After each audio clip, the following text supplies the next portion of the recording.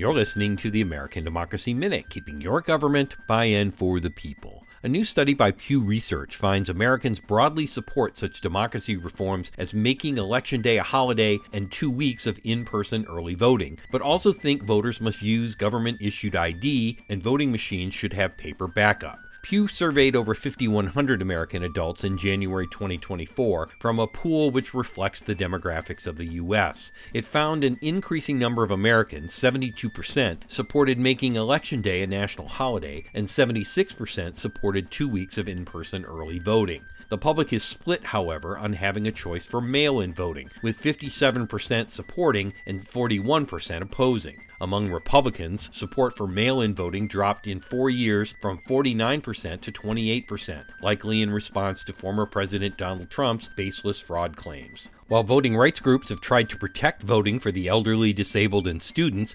81% of Americans support voting only with a government-issued ID, up among all partisan stripes. Support for Election Day registration and automatic voter registration through the DMV declined slightly since 2021, but is down 10% among Republicans. Pew also found notable differences among younger adults and communities of color who are more likely to support early voting, mail-in voting, and automatic and Election Day registration. We have a link to the full Pew survey at AmericanDemocracyMinute.org. I'm Brian Beal.